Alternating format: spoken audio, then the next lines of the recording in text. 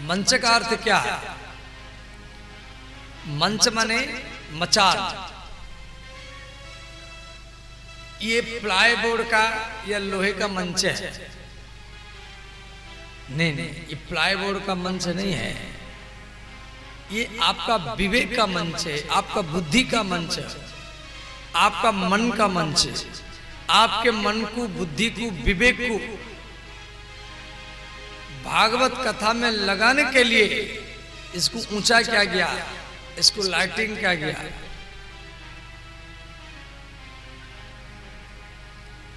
आप मन में ऐसा नहीं सोचना है जब बाबा इतना बड़ा मंच में बैठा है, गोलाकार व्यास गद्दी है, बाबा हमसे बड़ा है। नहीं, हम बड़े नहीं हैं। हम चौकी में बैठे हैं, आप जमीन पर बैठे हैं। देखो, चौक में बैठने वाला चौकीदार होता है और जमीन पर बैठने वाला जमींदार ही होता है। श्रोता, आप जमींदार हैं और हम आपकी चौकीदारी कर रहे हैं। अब आप बोलेंगे बाबा किस बात का चौकीदारी कर रहे हैं? देखो, कथा के मालिक श्रोता है। श्रोता ही भगवान है, श्रोता ही राम है, श्रोता ही कृष्ण है, श्रोता ही सीता है, श्रोता ही राधा है, श्रोता ही शिव है, श्रोता ही पार्वती है। आप की चौकीदारी हम कर रहे हैं। जैसे कोई मालिक श्रोता है, चौकीदार रात भरी पहरा देता है जे मालिक के ऊपर कोई हमला न करे।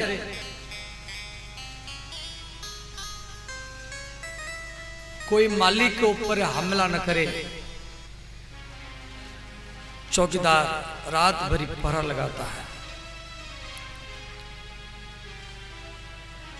तो आप कथा के मालिक हैं, हम आपकी चौकीदारी कर रहे हैं। किस बात का चौकीदारी?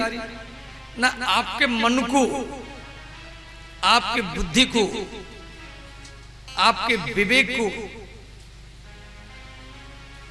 परिवार से, संसार से, बच्चों से, स्त्री से, पति से, विषय से, भोग से, चारों ओर से हटा करके भगवान में, भागवत में लगाना, इसी बात की चौकीदारी हम कर रहे हैं।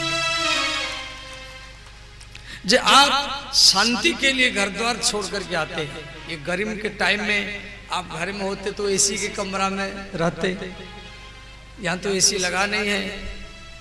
कुछ पंखा लगा हुआ है तो किधर हवा जाता है, किधर बिल्कुल नहीं जाता है, तो उनको गर्म भी लगता होगा। परंतु आपका मन भगवान में लगा हुआ है। मन भगवान में लगने के कारण आपको शरीर का, देह का महसूस नहीं होता है कि गर्मी लग रहा है या ठंडा लग रहा है या मेरे बगल में कोई पुरुष बैठा है या स्त्री बैठा है, इसी बात का भी आपको होश नहीं है। कथा सुनते सुनते सुनते सुनते आपका मन भागवत में लीन हो जाता है। लयम लाती इति सा लीला।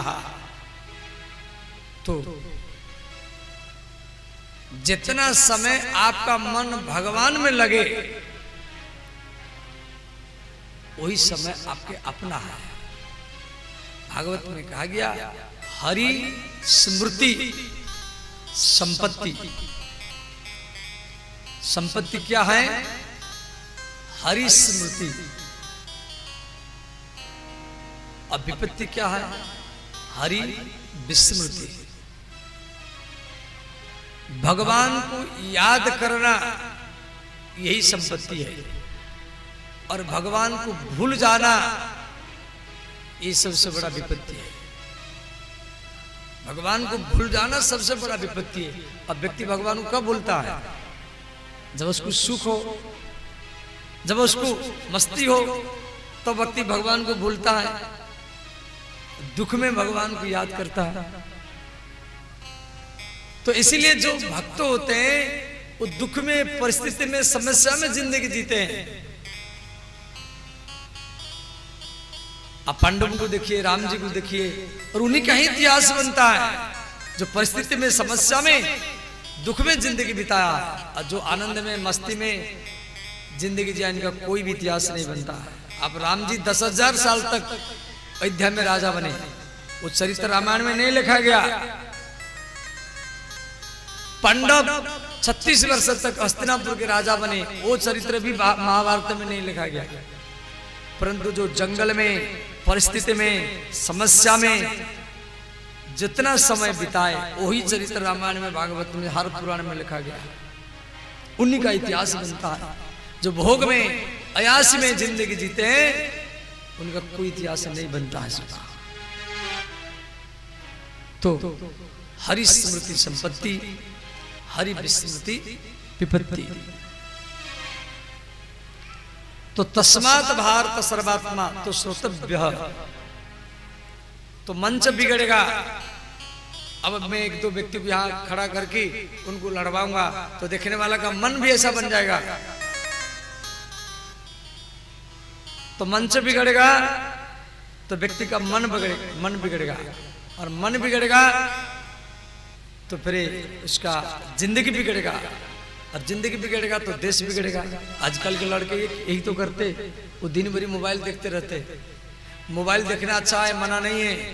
अच्छा कथा सुनो, ज्ञान की बात, भक्ति का बात, कोई साइंस का बात, कोई टेक्नोलॉजी का बात सीखो। और मोबाइल में आप गलत चित्र, खराब चित्र, गंदे गंदे चित्र देखेंगे, आपका मन बिगड़ेगा। रात भरी वो चित्र आपके मन में बैठ जाएगा, पढ़ाई में मन नहीं लगेगा। माता पिता रुपया लगा रहे हैं, बेटा दिल्ली, बम्बई, कलकत्ता में पढ़ रहा है, वो पढ़ रहा है, क्या कर रहा है, और माता पिता सारा जिंदगी लगा देते, रुपया लगा देते, और बच्चे सब वहां जाके मस्ती करते हैं। कोई किससे संपर्क कर लिया, कोई किसके साथ चला जाता है, कोई किसको ले जाता है। अब जो बेटी को माता पिता इतना बड़ा किया, अब किससे थोड़ा बात कर लिया, अब वो सोचता है माता पिता मेरा विरोध कर रहे हैं, ये मेरा शत्रु है, ये मेरे साथ बात कर रहा है, ये मेरा साथ देगा, मैं इसको अपनी दिल का राजा बना दूंगा, ये मेरा सब कुछ मुझे सुख देगा। और अंतिम में माता पिता को छोड़ के भाग जाता है। जो माता पिता आपको पढ़ाए लिखाए इतना, वो भी हर माता पिता का इच्छा होती है कि मेरा बेटा बेटी अच्छा परिवार में जाए, अच्छा जिंदगी जिए। कोई माता पिता किसी भी बेटा बेटी का अहित नहीं सोचता है, परंतु आपके अंदर में गलत चित्र देखने के कारण मन में वो बैठ जाता है, मन बिगड़ जाता है। फिर 1-2 साल रहने के बाद में मन ठंडा हो जाता है, फिर उसके बाद माता पिता को याद करता है। तो ऐसा कदम कभी उठाना नहीं चाहिए। सनातन धर्म ये मान्यता नहीं देता है। आजकल जो लिविंग रिलेशन चल रहा है शादी से पहले, ऐसा कभी हमारे सनातन धर्म में नहीं है। इसलिए एक मर्यादा में रहना है, और आपको आगे चल करके इसका सुख मिलेगा। संयम आचरण करना चाहिए। तो मंच बिगड़ेगा तो मन बिगड़ेगा, मन बिगड़ेगा जिंदगी बिगड़ेगा, जिंदगी बिगड़ेगा देश बिगड़ेगा। तो श्रोतव्य, परीक्षित महाराज सुखदेव जी कह रहे हैं कथा श्रवण करो, और उसके बाद में मन में उसको रिपीट करो जब मैं क्या क्या कथा सुना हूं। श्रोतव्य कीर्तितव्यश्च स्मर्तव्य, उसको स्मरण करो और आचरण में उतारो। 3 प्रकार से जिंदगी जीना है, श्रवण करना, फिर स्मरण करना, फिर आचरण में उतारना। ये 3 तरीका से जो जिंदगी जीता है वही भगवान को प्राप्त कर लेता है, और वही व्यक्ति मृत्यु को जीत भी सकता है। श्री सुखदेव जी यहाँ पर परीक्षित को कुछ जीवन जीने की कला के बारे में बता रहे हैं। आर्ट ऑफ लिविंग, ध्यान देना। कई व्यक्ति मन में प्रश्न करते हैं, जे हम भजन करते, ध्यान करते हैं तो मन इधर उधर चला जाता है। देखो, भजन ध्यान करते समय में, जाप करते समय में यदि आपका मन इधर उधर चला जाता है तो घबराना नहीं। आपका मन जिसके ऊपर जा रहा है, जहां भी जा रहा है, जाने दो, उसको रोको मत। आप सोचेंगे मैं इसका याद नहीं करूंगा, उसका ज्यादा याद आएगा। आप सोचेंगे इसका मैं याद नहीं करूंगा, फिर उसका ज्यादा याद आएगा। केवल एक काम करना है। क्या करना है? मन जहां जा रहा है, जिसके ऊपर जा रहा है, उसको जाने दो। केवल इतना करना है, जिसके ऊपर जा रहा है आप उसको भगवान मान लेना। तुरंत आपका मन आपका बस में आ जाएगा, तुरंत मन में आ जाएगा। वो विरोधी में जाए, एक आसक्ति करने वाला, जिसका मन आसक्ति जिसके ऊपर है, वो हरदम उसका याद करता है। और एक विरोधी जो किसको मारना चाहता है, वो भी 24 घंटा उसका याद करता है। कहाँ जाएगा, मैं इसको मारूंगा, प्लानिंग करता है, दिमाग लगाता है। तो सिया राम मैं सब जग जानी, करहु प्रणाम जोरी जुग पानी। तो सुखदेव जी कह रहे हैं, जैसे आप लोग जागते हैं, जागते समय में पृथ्वी को प्रणाम करना चाहिए। पृथ्वी को प्रणाम करेंगे तो समाज में प्रतिष्ठा सम्मान मिलेगा। राम राम राधा राधा कह करके जागना चाहिए, भगवान का नाम लेकर के जागना चाहिए। और दोनों हाथों को मिला करके हाथों के अंगुलियों को दर्शन करना चाहिए। कराग्रे वसति लक्ष्मी, हाथों के अंगुली में लक्ष्मी रहती है। कराग्रे, कर माने अंगुली, अंगुली के अग्र में वसति लक्ष्मी, लक्ष्मी रहती है। कर मध्य सरस्वती, यहाँ पर सरस्वती रहती है। प्रत्येक विद्यार्थी को ब्रह्मचर्य का पालन करना चाहिए। तुलसी का पत्ता सुबह सुबह लेना चाहिए। एम सरस्वती मंत्र का जाप करके, और उसका स्मरण शक्ति बहुत तेजी से भागेगा। एक बार में पुस्तक याद आ जाएगा। तो कर मध्य सरस्वती, करमूले गोविंदम, प्रभाते कर दर्शन। श्लोक याद है, अच्छा है। याद नहीं है तो ऐसे हाथ मिला के दर्शन कर लेना। सुबह सुबह पंच महाकन्याओं का नाम लेना चाहिए। हमारे सनातन धर्म में 5 महाकन्या हैं। कौन है? अहल्या, द्रौपदी, तारा, कुंती, मंदोदरी। पंचकन्या स्मरे नित्यम, महापातक नाशनम। गौतम की पत्नी अहल्या, पांडव की पत्नी द्रौपदी, पांडव की मां कुंती, बाली की पत्नी तारा, रावण की पत्नी मंदोदरी। ये 5 महाकन्या है। महाकन्या समझ आते हैं? ये युवती भी नहीं बनती है, बूढ़ी बनना तो अलग। ये हरदम 12 साल की उम्र में रहती है। 1000 साल के होने पर भी ये 12 साल की कन्या जैसे लगती है। और ये 5 विष्णु का भक्त है। ये 5 जब हनुमान जी लंका में गए, सीता माता नहीं मिली, तो रावण जिस कक्षा में सोया था, हनुमान जी मक्खी का रूप बना करके सीता माता को ढूंढ रहे हैं। तो रावण से थोड़ा दूर पर सोने की पलंग में मंदोदरी सोई थी। अब मंदोदरी, बोले हनुमान जी मंदोदरी को सोच लिए यही सीता माता, 12 साल की उम्र में रहती है, सुंदरी है। फिर तो हनुमान जी बुद्धिमान थे। अरे ये सोना चांदी पे रखिए, माता सीता तो रोती होगी, ये नहीं है। वाल्मीकि रामायण में दिया गया ये प्रसंग। तो ये हमारे सनातन धर्म 5 महाकन्या हैं। इनका नाम भी सुबह सुबह लेना करो, समझ गए? अहल्या, द्रौपदी, तारा, कुंती, मंदोदरी। रात में मान लो कोई पाप हो, दिन में कोई पाप किया हो, तो रात में शरीर से मन से कोई पाप कर लिया हो, यदि ये 5 महाकन्याओं का नाम सुबह सुबह लेंगे तो सारा पाप ही समाप्त ही हो जाएगा। सीता शिव पुराण में दिया गया है, सुबह सुबह 12 ज्योतिर्लिंगों का नाम लेना चाहिए। हमारा भारत में 12 ज्योतिर्लिंग है। सौराष्ट्र में सोमनाथ, उज्जैन में महाकाल, काशी में विश्वनाथ, हिमालय में केदारनाथ,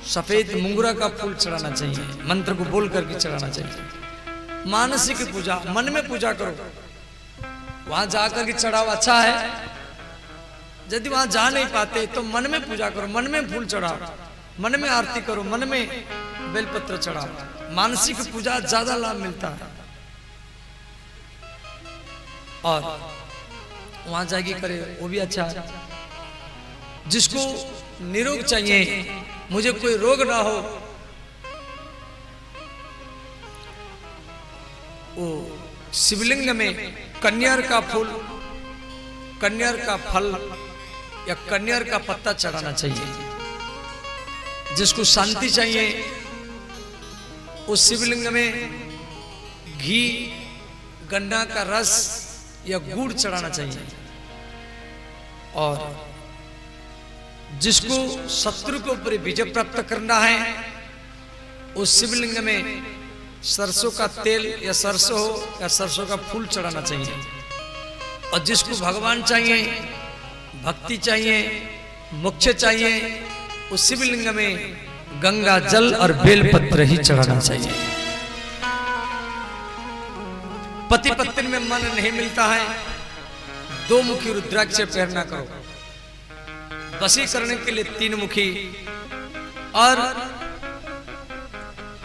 सुख के लिए 4 मुखी, धन के लिए 5 मुखी, बिजनेस के लिए 6 मुखी, राजनीति में जीतने के लिए 7 मुखी, एक्सीडेंट से बचने के लिए 8 मुखी, नवदुर्गा आराधना करने के लिए 9 मुखी, इंद्रियों को अंतर्मुखी करने के लिए 10 मुखी, घर छोड़ने के लिए 11 मुखी, शांति के लिए 12 मुखी, विश्व विजय बनने के लिए 13 मुखी, और हर इच्छा को पूर्ति करने के लिए 14 मुखी रुद्राक्ष फेरना चाहिए। और 1 मुखी रुद्राक्ष ये भगवान शिव जी के समान है। रुद्राक्ष ये शिव जी के आंख से ये रुद्राक्ष का उत्पत्ति हुआ।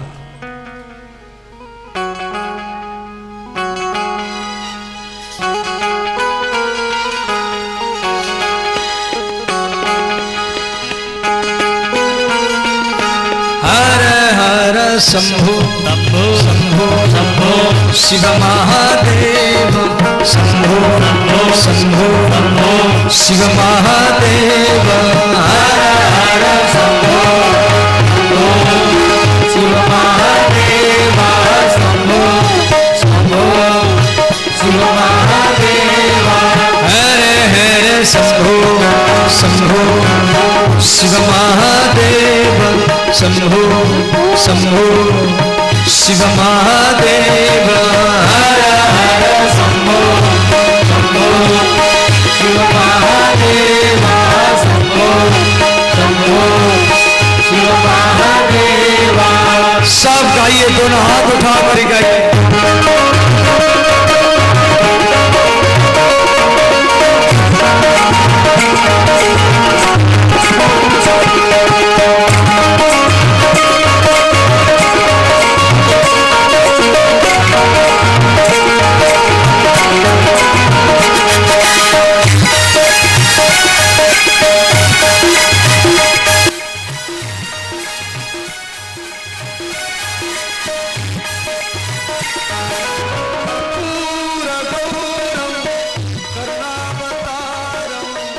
संसार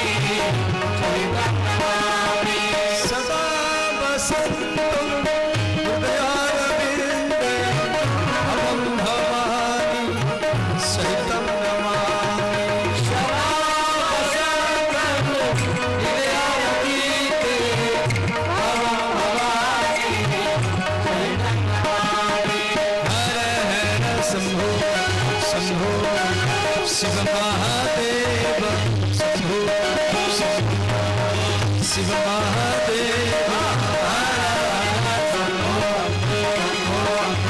शिव महादेव शंभो शंभो शिव महादेव।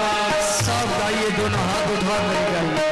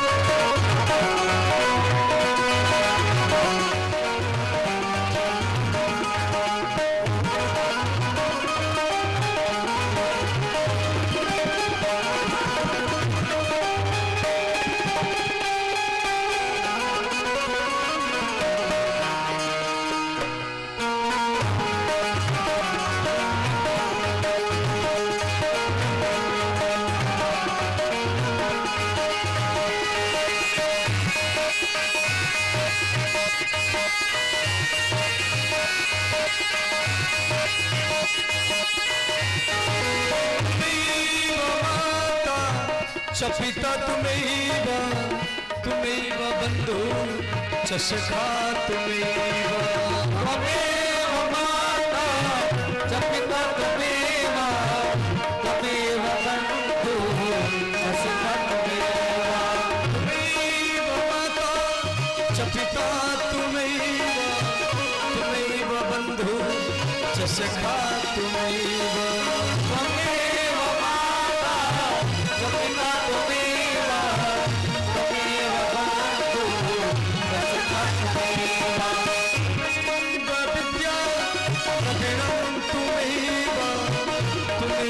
सर्वम मदेव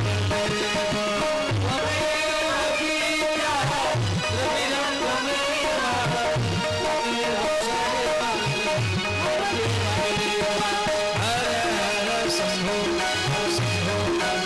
शिव महादेव शंभो शंभो शिव महादेव हर हर शंभो शंभो शिव महादेव शंभो शंभो शिव महादेव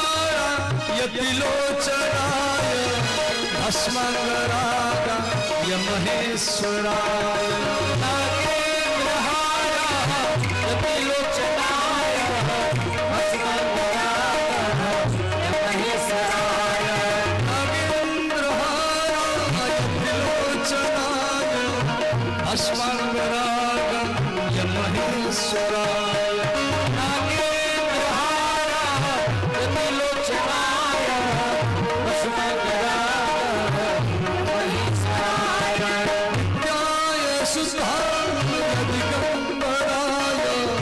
तस्मै नकाराय नमः शिवाय नित्याय सुधाय दिगंबराय तस्मै नकाराय नमः शिवाय हर हर शंभो शंभो शिव महादेव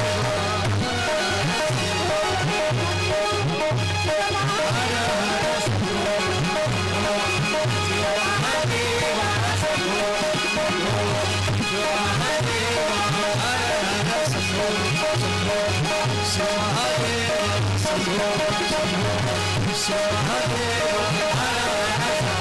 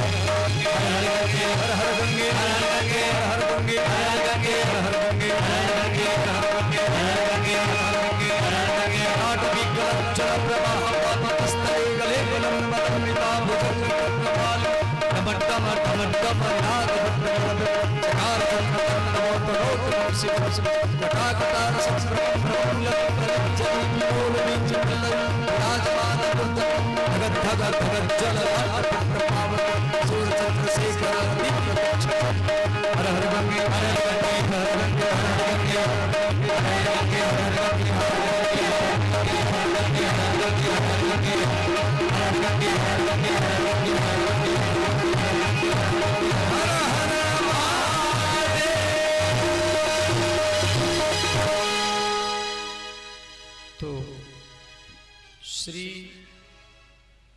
आचार्य सुखदेव जी दिनचर्या के बारे में बता रहे हैं। जागने के बाद में सूर्य को ओर खड़े होकर के मलमूत्र कुल्ला दांतुन ये सब करना नहीं चाहिए। जो सूर्य को ओर खड़े होकर के मलमूत्र कुल्ला दांतुन आदि करता है वो कोई ना कोई रोग में बीमार में पड़ता है। सूर्य भगवान प्रत्यक्ष भगवान है जो हमको दिखाई देते हैं।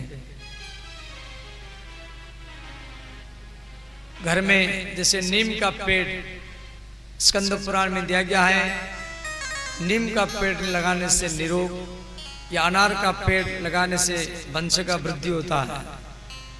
चिड़चिड़ी के जड़ी में दांतुन करने से संतान होता है। इस उस व्याजी स्कंद पुराण से लिखे हैं कौन सा पेड़ लगाने से क्या लाभ मिलता है। उसके बाद में देखो हर गांव में हर मोहल्ला में शिवलिंग होना चाहिए। जिस गांव में शिवलिंग नहीं है उसी गांव में जाना नहीं चाहिए, वहां रहना नहीं चाहिए, वहां से रिश्ता संबंध भी रखना नहीं चाहिए। अब आप बोलेंगे बाबा हमारे गांव में शिवलिंग नहीं है। यदि शिवलिंग नहीं है तो बरगद का पेड़ हो, बरगद का पेड़ को शिव जी का रूप माना जाता है, पीपर का पेड़ को विष्णु का रूप माना जाता है, वहां भी जल चढ़ाओ। यदि वो भी नहीं है, बरगद का पेड़ नहीं, पीपर का पेड़ नहीं, शिवालय नहीं है, तो बाथरूम में नहाते समय में, बाथरूम में टोटी के नीचे नहाते समय अपनी खोपड़ी को मस्तक को शिवलिंग मान करके और हर हर गंगे बोल करके अपने सिर पर जल चढ़ाओ, वो भी शिव जी का पूजा ही माना जाएगा। ये तो सबसे सरल है। यदि यदि कर्मो करोमि शंभु तवाराधनम, नहाते समय में सूर्य को जल देना, हर हर गंगे बोल करके नहाना, और सबके घर में ठाकुर जी का कमरा होना चाहिए। आप किसी का भी पूजा करो, राम जी का पूजा करो, शिव जी का पूजा करो, कृष्ण का पूजा करो, देवी मैया का पूजा करो, किसी का भी पूजा कर सकते हैं। क्यों? हिंदू धर्म बहुदेववादी है। हमारा हिंदू सनातन धर्म में जितना देवता है और धर्म में इतना देवता नहीं है। आप मन में कभी ऐसा नहीं सोचना है जब हम शिव जी का पूजा करें तो भगवान कृष्ण नाराज हो जाएंगे, या हम राम जी का पूजा कर रहे हैं तो देवी मैया नाराज हो जाएगी, या देवी मैया का पूजा कर रहे हैं तो राम जी नाराज हो जाएंगे। ऐसा नहीं, आप किसी का भी पूजा करो, विश्वकर्मा का पूजा करो, भैरव का पूजा करो, ग्राम देवी देवताओं का पूजा करो, शिव पार्वती का पूजा करो, राधा कृष्ण हो, लक्ष्मी नारायण हो, सीताराम हो, आप किसी का भी पूजा करेंगे तो भी वो भगवान का पूजा ही माना जाएगा। एतचांस कलापुंस कृष्णस्तु भगवान स्वयं। कभी इनमें भेदभाव नहीं रखना है। जब तक आपका भेदभाव रहेगा तब तक आपके भक्ति का कमी माना जाएगा। और ठाकुर जी के लिए कमरा नहीं है तो अलमारी में रखो, या कोई दीवार में चित्र फोट टांगो, भगवान का पूजा करो। जैसे गर्मी के टाइम में आप पंखा के नीचे सोते हैं तो ठाकुर जी जहां हैं वहां भी एक पंखा लगाना चाहिए। ठंड के समय में आप कंबल ओढ़ते हैं, ठाकुर जी के लिए भी कंबल ओढ़ाना चाहिए। ये वृंदावन का पद्धति है। इस समय वृंदावन में जितना मंदिर है, अयोध्या में जितना मंदिर है, सब मंदिर में पंखा एसी लगा हुआ मिलेगा। या जो प्राचीन मंदिर है ऐसे लटकाते हैं और रस्सी से खींचते रहते रात रात भर। हमारे सनातन धर्म में कोई भी मूर्ति है, कहां भी पधरा हुआ हो, उनके लिए जमीन होता है, ठाकुर बाड़ी में जमीन होता है। हमारी सनातन धर्म में ठाकुर जी को जीवंत माना जाता है। कोर्ट में कचहरी में उनका नाम होता है, उनके नाम पर जमीन होता है। और धर्म में सब नहीं है। हमारी सनातन धर्म में स्त्रियों का पूजा होता है। राधा है, सीता है, पार्वती है, काली है, दुर्गा है, परंतु और किसी धर्म में स्त्रियों की पूजा नहीं होती। सोचो, आप मस्जिद में देखिए, महावीर के मंदिर में देखिए, बौद्ध मंदिर में जाके देखिए, सनातन धर्म बहुदेववादी है। तो सबके घर में ठाकुर जी होना चाहिए। इस प्रकार एक ही संगानि ध्यान भावयेत। भगवान जिस कमरा में आप भजन करते उसको झाड़ू लगाए, आसन को स्वयं साफ करे और भगवान का श्रृंगार करे फूल से, चंदन से। उसके बाद में भगवान का ध्यान करे, थोड़ा सीताराम मंत्र जाप करे या राधा कृष्ण शिव पार्वती का मंत्र जाप करे। मंत्र जाप करते समय मन में सोचे जो भगवान का नाम भगवान से बड़ा है, तो नाम आपका अधीन में है तो भगवान आपका अधीन हो ही जाएंगे। और भगवान के एक एक अंग का ध्यान करे, चरण से लेकर मस्तक तक। चरण में नुपुर है, कमर में कचनी है, हाथ में कंगन है, कस्तूर मणि है, कान में कुंडल है, आंखों में काजल है। राम है तो धनुष्मान, कृष्ण है तो बंसी, शिव जी है तो त्रिशूल। इस प्रकार एक एक अंग का ध्यान करे। एक ही संगानि ध्यान भावयेत। भगवान को भोग लगाए, तुलसी डाले, उसके बाद में प्रसाद रूप में इसको स्वीकार करे। इस प्रकार दिनचर्या सबके जीवन में होना चाहिए। देखो, श्री सुखदेव जी पूजा करने की तरीका बता रहे हैं। देखो, आप जो कान में कथा सुन रहे हैं तो कान के द्वारा भगवान का पूजा कर रहे हैं। मैं बोल रहा हूं तो मैं मुख के द्वारा भगवान का पूजा कर रहा हूं। हाथ का पूजा है, झाड़ू लगाना, दरी बिछाना। चरण का पूजा है, घर से चलकर के यहां तक आना। मस्तक का पूजा है, दूसरे के सामने झुकना, प्रणाम करना। देखो, जो दूसरे को झुका देता है वो बड़ा नहीं है। किसके मन में सोच आएगा भाई मुझे देख करके दूसरा परिवार और समाज के लोग झुक जाते हैं। जो दूसरे को झुका देता है वो बड़ा नहीं होता है, जो दूसरे के सामने झुक जाता है वही बड़ा होता है। सोचा,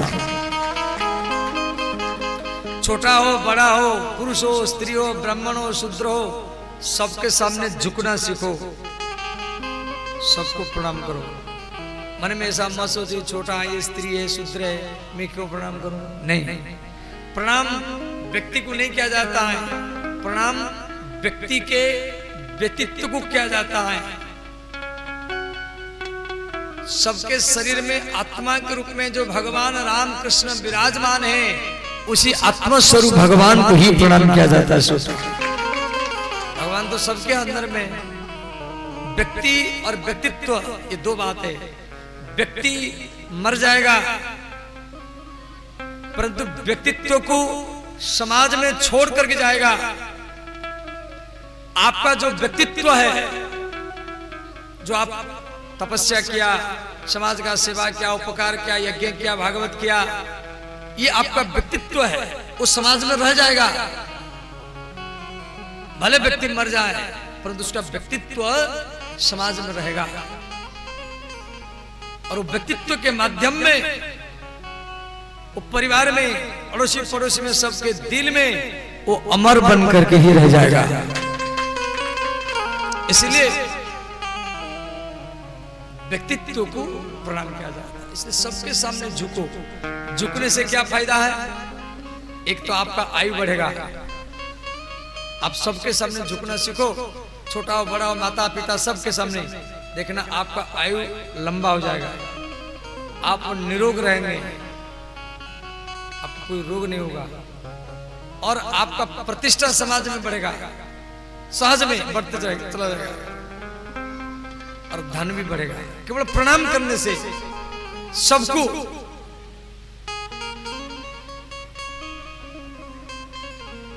और याद रखना, जो सबके सामने झुकता है, जो सबके सामने झुक जाता है, उसके सामने स्वयं भगवान भी झुक जाते हैं। झुकता वही है जिसमें जान होती है, वर्ण अकड़त मृदा की पहचान होती है। श्री सुखदेव जी यहां 12 श्लोक में स्तुति की है। यत् श्रवणम सद्यो विधुनति कलमसम तस्मै सुभद्र श्रवसे नमो नमः। यत् श्रवणम, आप जो कान में कथा सुन रहे हैं, माने कान के द्वारा भगवान का पूजा कर रहे हैं। हम लोग सोचते हैं मंदिर में जाके फल मूल चढ़ा दो, अगरबत्ती चढ़ा दो, वो सामान्य पूजा है, वो सामान्य पूजा है। विशेष पूजा क्या है? ना कान में भगवान का कथा सुनना। भागवत में दिया गया है सद्यो विधुनति कलमसम। सद्यो माने तुरंत, कलमस माने पाप। भगवान की कथा सुनने से पाप तुरंत समाप्त होता है, तुरंत। सद्यो विधुनति कलमसम तस्मै सुभद्र श्रवसे नमो नमः। आप कथा सुनने से क्या होगा? भागवत में जो भगवान कृष्ण विराजमान है, वो कथा के द्वारा, उस श्लोक के द्वारा, शब्द के द्वारा वो आपके कान में प्रवेश करेंगे, और कान में प्रवेश करके आपके हृदय में, दिल में वो भगवान बैठेंगे। भगवान दिल में बैठेंगे। जैसे आप यहां बैठते हैं तो झाड़ू लगाते हैं, साफ रखते हैं, ऐसे आप जहां भी बैठेंगे, घर में बैठेंगे तो घर को भी साफ रखते हैं। भगवान कृष्ण जो भागवत के प्रत्येक श्लोक में विराजमान है, और वो शब्द के द्वारा आपके कान में प्रवेश करेंगे, आपके दिल में बैठेंगे, और स्वयं झाड़ू लेकर के आपके दिल में जो गंदगी है, कामना है, वासना है, विकार है, क्रोध है, लोभ है, मोह है, माया है, भगवान कृष्ण स्वयं झाड़ू लगा करके साफ ही कर देंगे।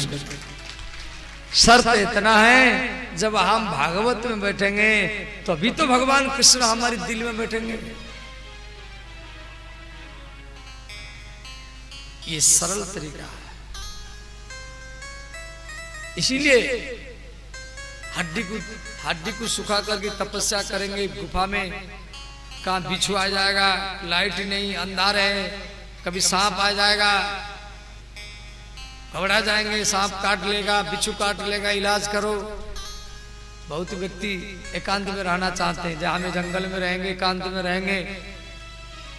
एकांत में रहने से क्या ध्यान देना, एक तो लाइट नहीं मिलेगा, एकांत में किसी जंगल में रहेंगे लाइट नहीं मिलेगा। दूसरी में अभी गर्म टाइम में पंखा नहीं मिलेगा, हाथ पंखा लेके ऐसे ऐसे करते रहो। तीसरी में सोएंगे, बिच्छू आएगा, सांप आएगा, मेढक आएगा, कीड़े मकोड़े आपके शरीर में चढ़ेंगे, मन नहीं लगेगा।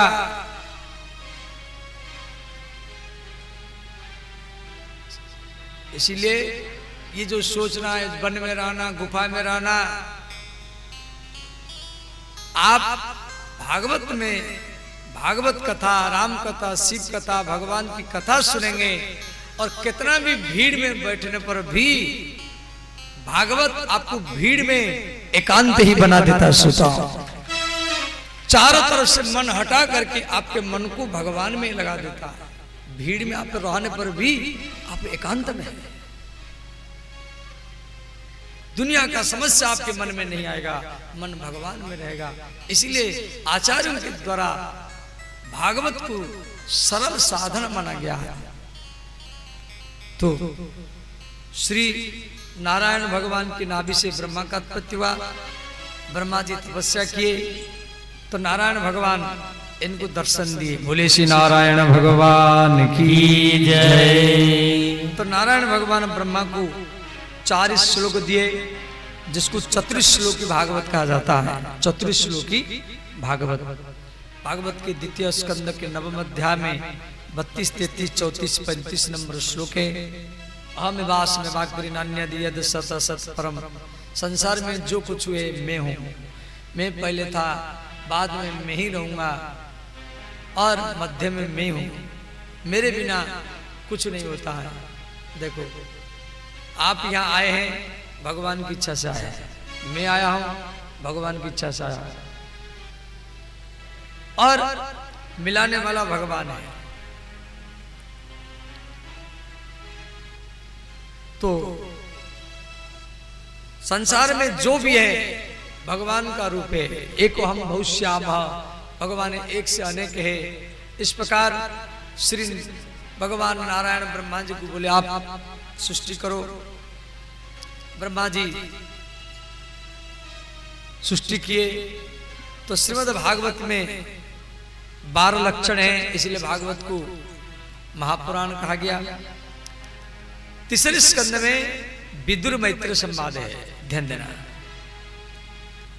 श्री विदुर जी महाराज मैत्र मुनि को प्रश्न करते हैं, जो समय क्या है,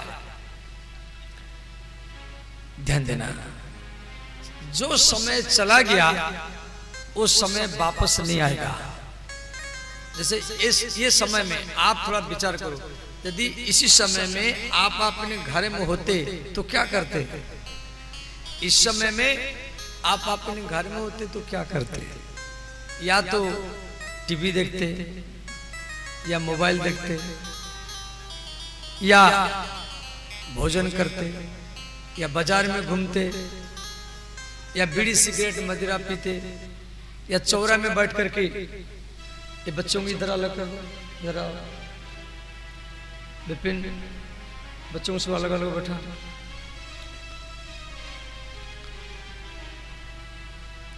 हमारी जो भागवत के कार्यकर्ता जो पंडाल में थोड़ा घूमते रहे, बच्चों को अलग अलग बैठा है। कुछ बच्चे पंडाल में खेलते रहते हैं और हमारी कार्यकर्ता इधर उधर छुप करके बैठते हैं। तो ध्यान देना, श्री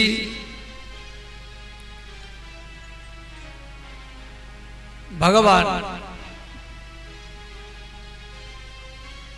समय कभी फालतू में बिताना नहीं चाहिए। अब यही समय है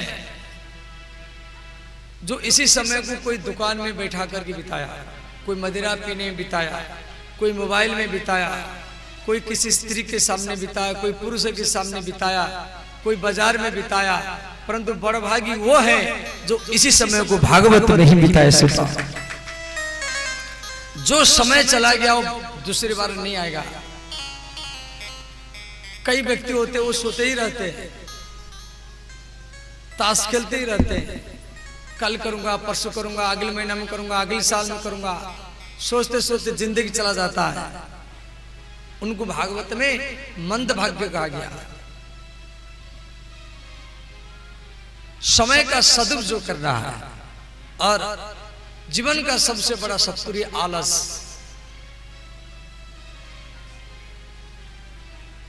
जो समय का सदुपयोग करता है वही व्यक्ति अपने जीवन को परिवर्तन कर सकता है, और जो समय का सदुपयोग करता है वही व्यक्ति अपनी गांव को परिवर्तन कर सकता है। जो समय का सदुपयोग करता है वो व्यक्ति संपूर्ण भारत को परिवर्तन करके भारत में नया इतिहास भी बना सकता है। श्रोता, समय को मापने के लिए सेकंड, मिनट, घंटा, क्षण, पल, प्रहर, ये सब मापदंड दिया गया है। एक दिन का 4 प्रहर, एक दिन का, एक रात का भी 4 प्रहर, 8 प्रहर में दिन रात, 15 दिन रात में एक पक्ष है, 2 पक्ष में एक मास है, 2 मास में एक ऋतु है, 6 ऋतु में एक वर्ष है। जब पृथ्वी लोक में एक वर्ष होगा तो देवलोक में एक दिन होगा। जब पृथ्वी लोक में 9090 वर्ष होगा तो ध्रुव लोक में एक दिन होगा।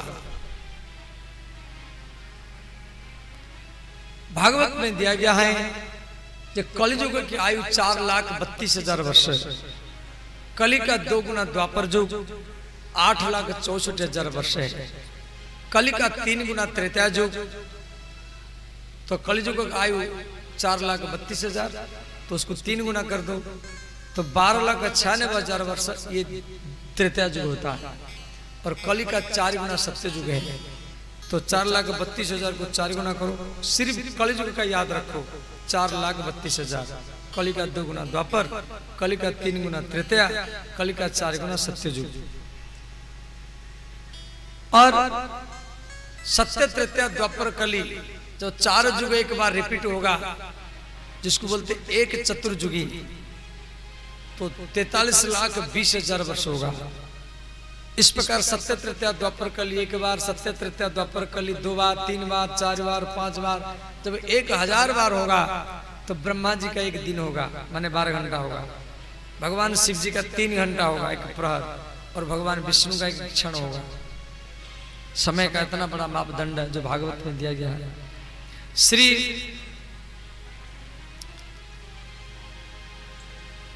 ब्रह्मा जी के शरीर से ऋषियों की उत्पत्ति हुआ। मरीचि, वशिष्ठ, अत्रि, अंगिरा, ये सब ऋषियों का उत्पत्ति हुआ, परंतु सृष्टि नहीं बढ़ा। तो ब्रह्मा जी का शरीर 2 भाग हुआ।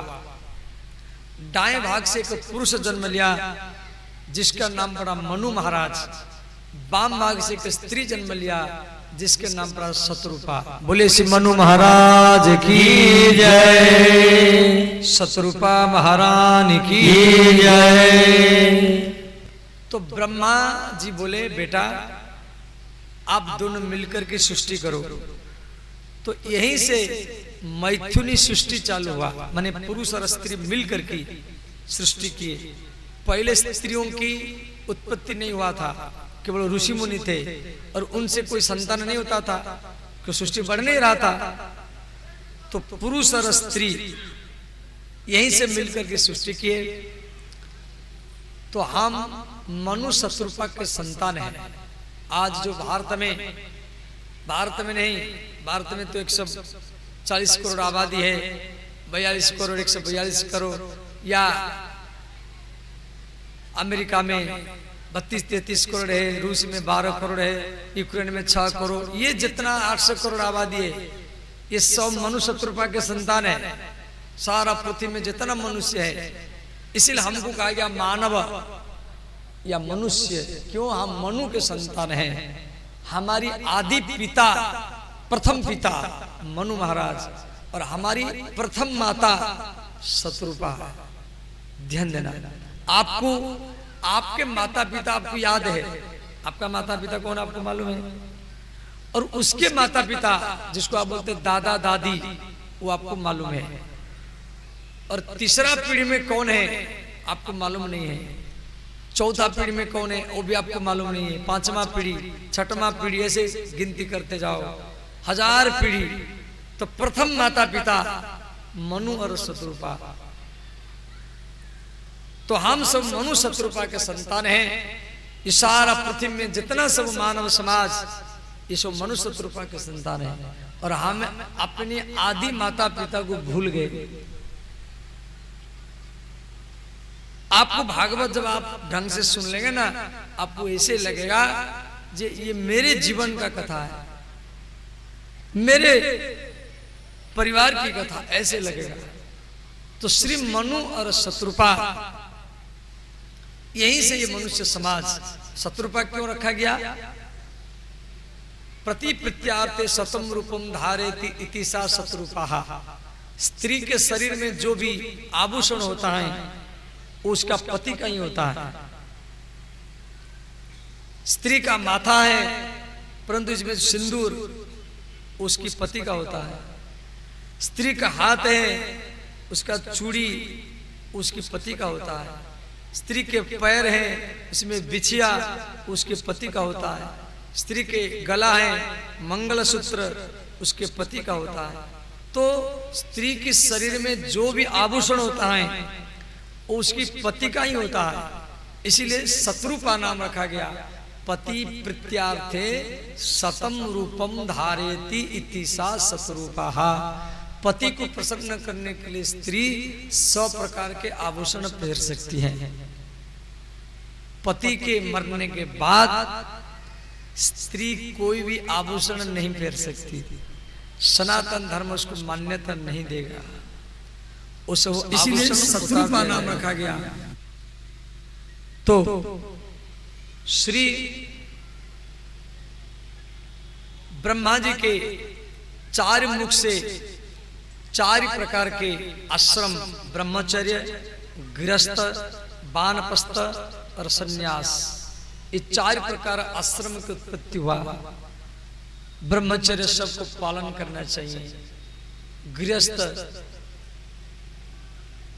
जैसे विवाह शादी करना है उसको गृहस्थ धर्म कहा जाता है। गृहस्थ भी 4 प्रकार के, ब्रह्मचर्य भी 4 प्रकार के। उसके बाद में वानप्रस्थ 50 साल के हो गए, बट बेटा बेटी सब बड़े हो गए। अब अपने मन को संसार से हटाओ, एकांत में जाके काम भजन करो। 51 50 के बाद में 51 है, एकला वन को जाओ। 52 53 54 55 56 57 58 59 60 60 साल का, मैंने अब 60 साल को हो गए फिर भी घर से आसक्ति नहीं छोड़ा। मेरा प्रभाव समाज में रहे, परिवार में नहीं। अरे बच्चों को दे दो, अपनी भजन करो। फिर 60 साल के होने पर भी आप अपने प्रभाव को अपने हाथ में रखना चाहते तो 60 मैंने मूर्ख। 61 62 63 तो उसके बाद में मन जब शांत हो गया तो सन्यास, सम्यक रूपेण न्यास इति सन्यास। सब कुछ स्वतः ही छूट रहा है। बच्चों में, स्त्री में मन नहीं जा रहा है, धन इकट्ठा करने में मन नहीं जा रहा है, मन शांत हो गया। भाई राम राम करना है, भजन करना है, भागवत कथा सुनना है। वृंदावन में कहाँ मिल जाए, या अयोध्या में या काशी में जगन्नाथपुर में जाके वहीं जिंदगी बिताना है। चलो वहाँ जा नहीं सकते तो अपने घर में एकांत में अलग रह करके भजन ध्यान करना है, साधु संत से लगाव रखना है। इस प्रकार जिंदगी जीना। तो ब्रह्मचर्य, गृहस्थ, वानप्रस्थ, सन्यास सबका अलग अलग नियम होता है। और गृहस्थ के दरवाजा से कोई भिखारी वापस जाना नहीं चाहिए। यदि कोई भिखारी वापस चला जाता है वो गृहस्थ के पुण्य को लेके चला जाएगा। इसलिए कुछ ना कुछ उसको दे देना। क्यों? ये जो वानप्रस्थ, ब्रह्मचर्य और सन्यास, ये जो तीनों आश्रम है, ब्रह्मचर्य, वानप्रस्थ और सन्यास, ये तीनों आश्रम गृहस्थ के दरवाजा में भिक्षा करते हैं। गृहस्थ ये तीनों आश्रम को भिक्षा दे करके तीनों का आश्रम का पुण्य गृहस्थ को मिल जाता है। यदि गृहस्थ आश्रम नहीं रहेगा ये तीनों आश्रम स्वतः मर जाएगा। वृंदावन में जितना भी साधु संत है या अयोध्या में, वो थोड़ी नौकरी आप खेती करते हैं, वो तो गृहस्थ के दरवाजे में जाके भिक्षा करते हैं। वो कोई दिल्ली जाता है, कोई बम्बे जाता है, कोई कलकत्ता जाता है, उसी से वृंदावन का आश्रम 10,000 आश्रम चलता है। और दिल्ली वाले वृंदावन के चारों तरफ, एक तरफ दिल्ली है, एक तरफ आगरा है, एक तरफ जयपुर है, एक तरफ कानपुर है। चारों महानगर निगम के बीच में वृंदावन बसा हुआ है। तो रविवार को शनिवार को सब दिल्ली वाले वृंदावन जाता है और उसी से दिल्ली का वृंदावन का आश्रम चलता है। तो गृहस्थ आश्रम सबसे बड़ा आश्रम है। भगवान राम भी गृहस्थ है, भगवान कृष्ण भी गृहस्थ है। तो ध्यान देना, 4 प्रकार के जाति है, ब्राह्मण, क्षत्रिय, वैश्य, शूद्र। ब्राह्मण का काम है समाज को शिक्षा देना, क्षत्रियों का काम है समाज की रक्षा करना, वैश्य का काम है समाज को रोजगार देना, जीविका देना, और शूद्र का काम है समाज का सेवा करना। ये चारों जब वो एक होता है तब तो यज्ञ होता है। तो तभी कोई संस्था चलता है। जैसे भारत है, इतना बड़ा भारत है। अब इसी में जितना सब ये सिपाही है, वो पाकिस्तान बॉर्डर में, नेपाल बॉर्डर में, बांग्लादेश के बॉर्डर में या चाइना के बॉर्डर में जितना सब सिपाही लगे हैं, मिलिट्री या पुलिस है, ये समाज की सुरक्षा करते हैं। वो समाज नहीं रहेंगे तो ऐसे ही तो शत्रु हमला कर देगा, अब चैन से सो नहीं पाएंगे। तो ये क्षत्रियों का काम है, ये कर्म से माना जाता है, ये जाति से नहीं, ये कर्म से माना जाता है। भले वो किसी भी जाति का हो, परंतु वो सिपाही का काम कर रहा है तो ये क्षत्रियों का काम हो गया। जितना टाटा, बिरला, डेलमिया, मोदी या अंबानी आदि जितना सब है, जिंदल आदि, ये सब कुछ जीविका देते हैं, रोजगार देते हैं, बड़े बड़े कंपनी बनाए हैं। ये वैश्यों का काम हो गया, सबको जीविका देना। और जितना मास्टर है, डॉक्टर है, इंजीनियर है, ये सब का सेवा करता है, ये कर्म से माना जाता है। ये शूद्र का काम हो गया, सबका सेवा कर रहे हैं। और ब्राह्मण का काम क्या है? इतना बड़ा देश है, इसको चलाना, मुख्यमंत्री है, प्रधानमंत्री है और मंत्रिमंडल, एमएलए, एमपी, वो चला रहे हैं देश को। ये हो गया ब्राह्मण का काम है। आप भारत का बात छोड़ो, यज्ञ का बात लाइए। यज्ञ क्या है? कोई लोग दे रहा है, कुछ ले रहा है। आप यज्ञ के बहाने में दान कर रहे हैं। अब वो रुपया अभी टेंट वाला को दो, फिर डीजल वाला से डीजल आएगा तो डीजल को दो, फिर सब इतना लोग भोजन पा रहे हैं, सब्जी वाला को दो, फिर बैनर पोस्टर वाला को दो, निमंत्रण दो, गाड़ी चल रहा है, जनरेटर चल रहा है, तो कलाकार बैठे हैं, कैमरा चल रहा है, टेम्पो है, प्रचार कर रहा है। तो कुछ लोग को दे रहे हैं और कुछ लोग को ले रहे हैं। इसका नाम ही यज्ञ है। और यज्ञ के बहाने में लोग को देता है। तो इतना बड़ा यज्ञ है, तो इसी में यज्ञ के बहाने में पोस्टर, बैनर, टेम्पो वाला को फायदा हो रहा है। यज्ञ के बहाने में तो रुपया मिल रहा है। तो इतना व्यक्ति बैठे, सबको सुरक्षा करना, बच्चा हल्ला गुल्ला ना करे, उनको सुरक्षा करना, सबको जल पिलाना, ये क्षत्रियों का काम है। कोई लड़ाई झगड़ा ना हो, कोई मेढक को कुत्ता वगैरह ना आ जाए। एक मेढक आ जाएगा तो सब लोग तुरंत खड़े हो जाएंगे। इसीलिए ये सुरक्षा करना है। अब ये क्षत्रियों का काम है। बाजार से सामान आदि लाना, ये वैश्यों का काम है। पंडाल को झाड़ू लगाना, दारू बिछाना, ये दरी बिछाना, ये शूद्र का काम है। और सब कुछ लग गया, पंडाल लग गया, लाइटिंग लगा और बोलने वाला ना हो, ये ब्राह्मण का काम है, ये आचार्य का काम है। घर में भी लाओ। तो हर कर्म में ये चारों का आवश्यक है, ये कर्म से माना जाता है। तो जो भागवत धर्म जो बताया गया है, अब इस प्रकार श्री ब्रह्मा जी मनुष्य रूपा को बोले सृष्टि करो। उस समय पृथ्वी नहीं थी। वैकुंठ के द्वारपाल जय विजय ये पृथ्वी को गायब कर दिए। इसको लेकर जल के अंदर में, पाताल में छुपा करके रखे थे। तो ब्रह्मा जी चिंतित हो गए। ब्रह्मा जी के नाक से एक मांस पिंड गिरा, वो बराह भगवान कहलाए। बोले श्री बराह भगवान की जय। भगवान बराह पृथ्वी को लेने के लिए जल के अंदर में प्रवेश किए और पृथ्वी को ला करके जल के ऊपर स्थापन किए। तो उस समय हिरण्याक्ष और ये बरा भगवान का पीछा किया। भगवान बरा और हिरण्याक्ष में भयंकर युद्ध हुआ। पंजा से पंजा, घुटना से घुटना, छाती से छाती, अंत में बरा भगवान के द्वारा हिरण्याक्ष का मृत्यु हुआ। भगवान बरा पृथ्वी को जल को प्रतिस्थापन किए। उसके बाद में श्री ध्यान देना, कथा को वामन भगवान तक लेना है। तो एक बार ऋषि दुर्वासा जो दूब घास खाते हैं, रोटी सब्जी नहीं पाते हैं, वो घास खा करके रहते हैं, इसलिए इनका नाम पड़ा दुर्वासा। समझ गए?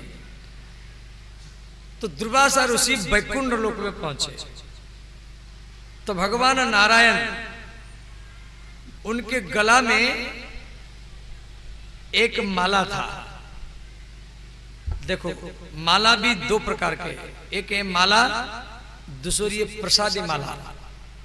हम जो भागवत में दिए उसका नाम है माला, और भागवत से जो हमको मिला उसका नाम है प्रसादी माला।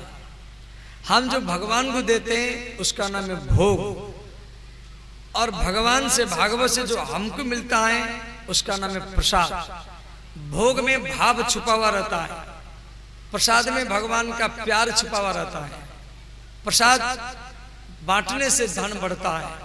प्रसाद को कभी अकेला खाना नहीं चाहिए।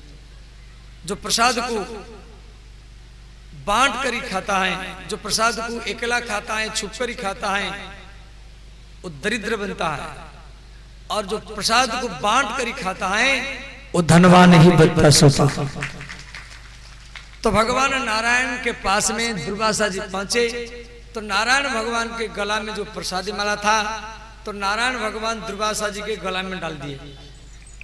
दुर्वासा जी वो माला को पहन करके वैकुंठ से वो पृथ्वी पर आ रहे हैं। रास्ता में इंद्र मिले तो इंद्र के गला में दुर्वासा जी वो माला को डाल दिए। तो इंद्र मन में सोचा, ये घूमता फिरता बाबा कहां से माला लाया और हमारी गला में डाल दिया।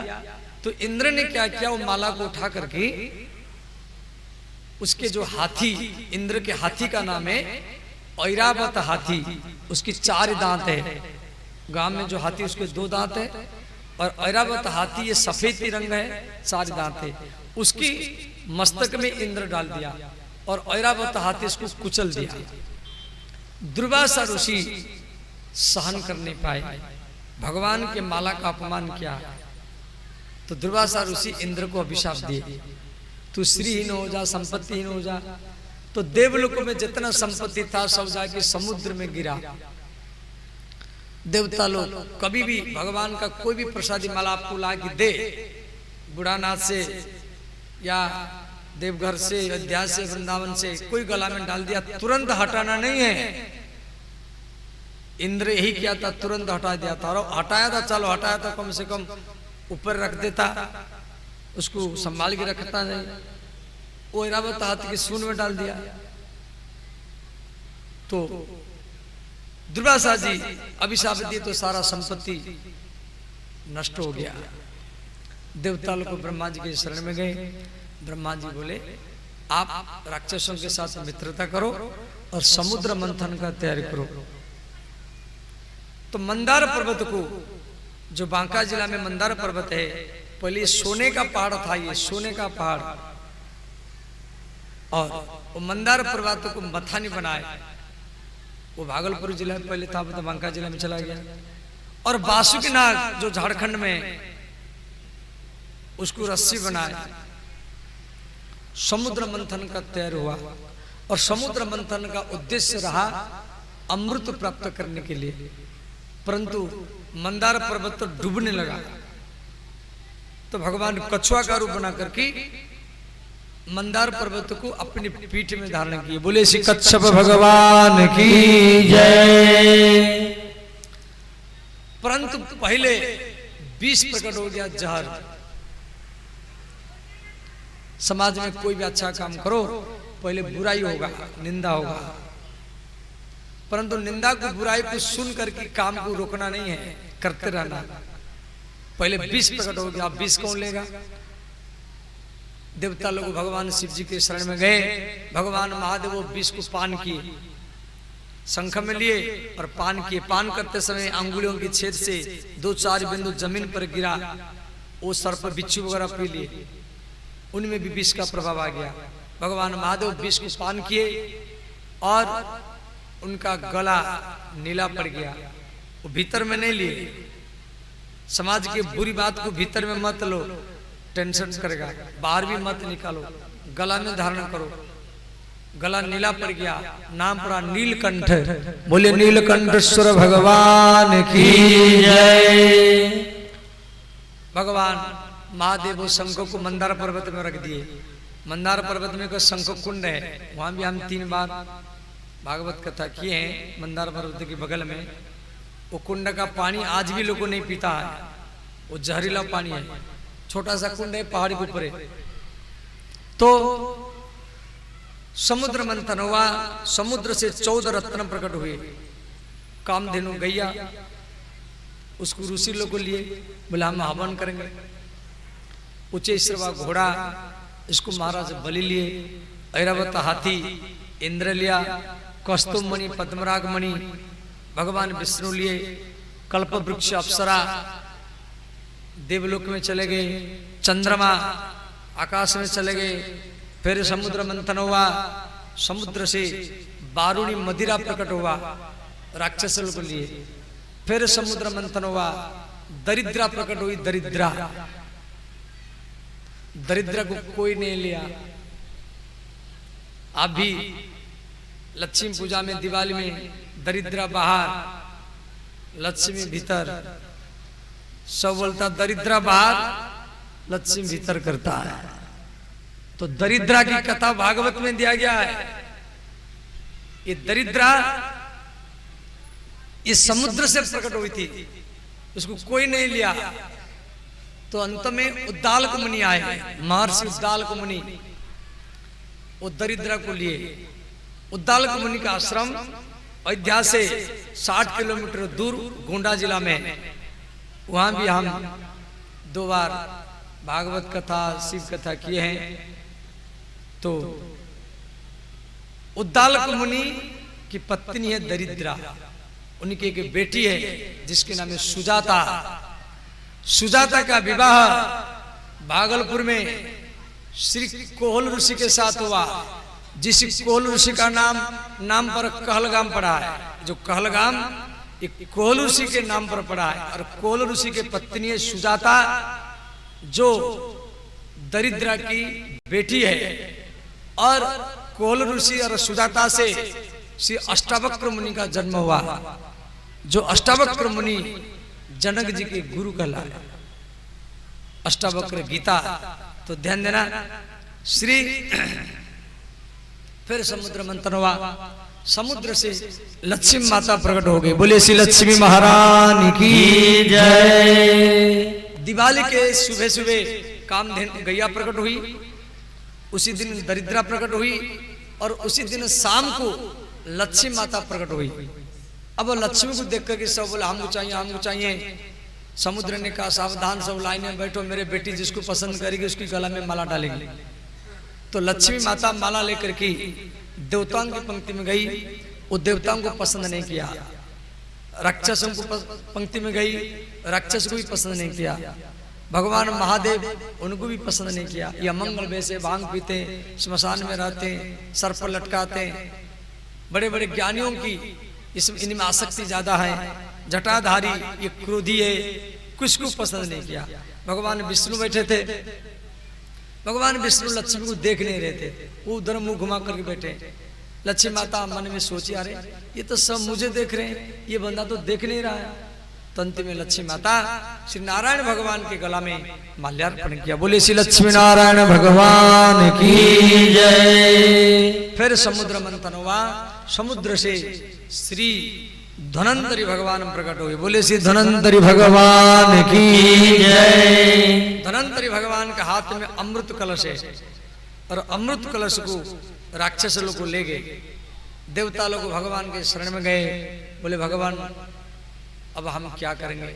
राक्षस लोग को अमृत ले गए। भगवान बोले चिंता मत करो, हम आपका पक्ष लेंगे। भगवान विष्णु क्या किए, एक सुंदर स्त्री का रूप बना करके आए, मोहिनी। बोले श्री मोहिनी भगवान की जय। अब भगवान के मोहिनी रूप को देख करके राक्षस लोग को मोहित हो गए, आपस में लड़ रहे थे अमृत पीने के लिए। भगवान मोहिनी के हाथ में राक्षस लोग अमृत कलश पकड़वा दिए। बोले देवी इसको बांट दो। तो एक पंक्ति में देवता, एक पंक्ति में राक्षस। तो भगवान मोहिनी देवताओं की ओर से अमृत बांटना चालू किए। राक्षस को देख रहे हैं, बांट रहे हैं देवताओं को। तो सब राक्षसों को ऐसे लगा ये मुझे देख रहे हैं, इसका अर्थ मुझे पसंद करती हैं। भगवान मोहिनी अपनी आंख से सबको मोहित कर लिए। एक राहु नाम का राक्षस था, वो सूर्य चंद्रमा के बीच में बैठा, उसको भी अमृत मिल गया। सूर्य चंद्रमा शिकायत किए, भगवान सुदर्शन चक्र से उसका मस्तक काट दिए। वो दो हो गया, राहु और केतु। और आज भी सूर्य को, चंद्रमा को वो दोनों हमला करते हैं, जिसको सूर्य ग्रहण, चंद्र ग्रहण के रूप में हम लोग को मानते हैं। अब मोहिनी भगवान अंतर ध्यान हो गए, राक्षस लोग लाइन में बैठे हैं, उनके तरफ अमृत आ नहीं रहा है। राक्षस लोग बोले भैया वो सुंदर स्त्री कहाँ गई, वो तो इधर आ नहीं रही। बोले अरे सुंदर स्त्री का बात छोड़ो, अमृत कलश कहाँ गया। देखो तो मालूम पड़ा ये तो भगवान विष्णु है, देवताओं को अमृत पिलाए और चले गए। अंत में देवता राक्षस आपस में लड़ने लगे, कई वर्ष तक युद्ध हुआ, सब राक्षस मरते रहे। नारद जी आए, युद्ध बंद हुआ। जो बच्चे कुछ राक्षस थे, नारद जी उनको बोले जब आप अपने गुरु शुक्राचार्य जी को लाओ। जैसे देवताओं के गुरु का नाम है बृहस्पति, ऐसे राक्षसों के गुरु का नाम है शुक्राचार्य। तो बृहस्पति के नाम पर बृहस्पतिवार, शुक्राचार्य जी के नाम पर शुक्रवार बना है। सोमवार, रविवार ये सूर्य के नाम पर रविवार। सोम माने चंद्रमा, सोम शब्द का अर्थ चंद्रमा, चंद्रमा के नाम पर सोमवार।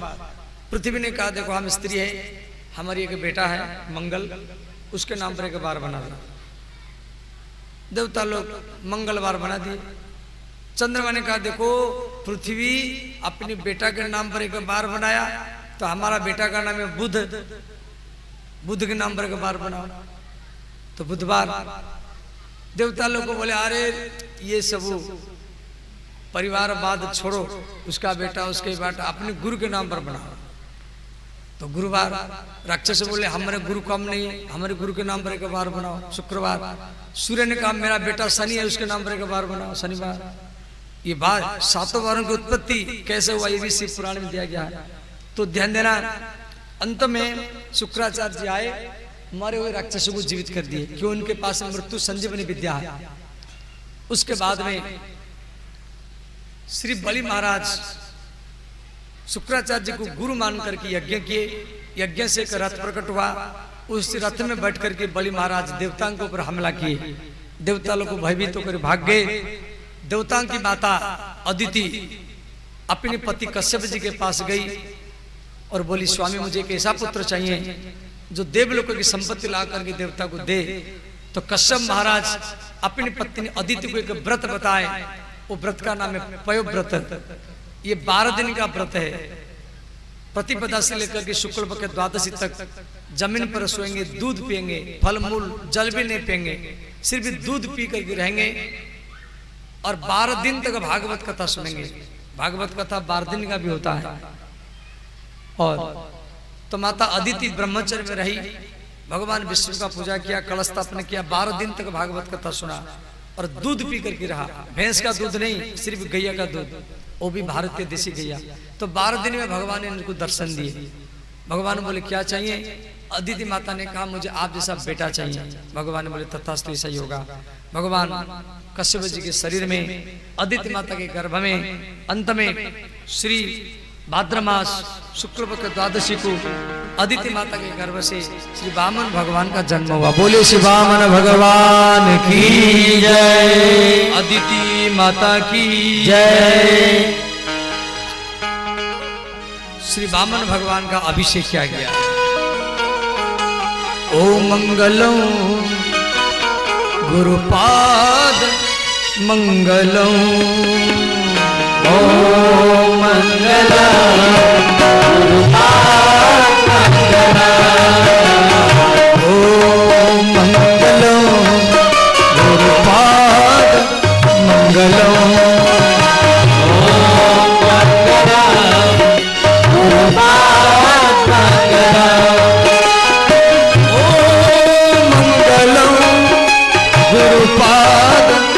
मंगलम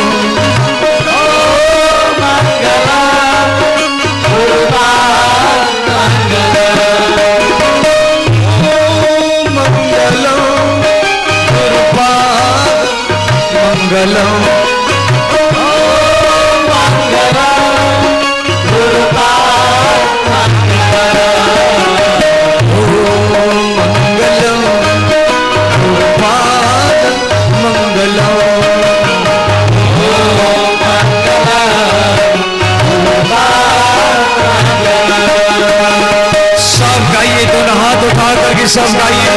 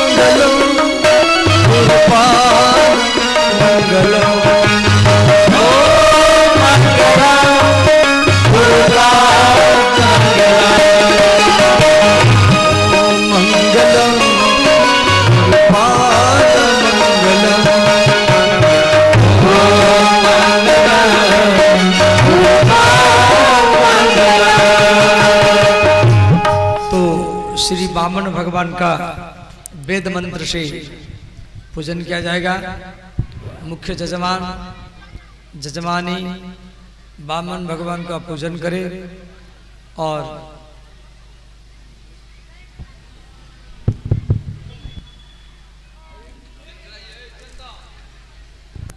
हमारे जजमान परिवार वरिष्ठ कार्यकर्तागण सभी कोई आ जाए।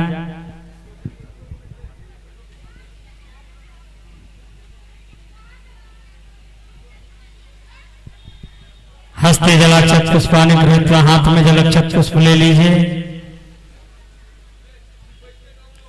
देहो शांतिरंतर्जगम शांति पृथ्वी शांतिरापः शांतिरोषधयः शांति वनस्पतयः शांतिर्विश्वे देवाः शांति ब्रह्म शांति सर्वगम शांतिरेव शांति श्यामा शांतिरेधि यतज्जतः समीहसे तदोनो अभयं कुरु शन्नः कुरु प्रजाभ्यो भयन्नः पशुभ्यः सर्वारिष्टः सुशांतिर्भवतु। सशंखचक्रं सकरेत कुंडला शपीत वस्त्रं सरुषार्हक्षणं शहार वक्षा स्थलकस्तुभं श्रिया नमामि विष्णु शिरसा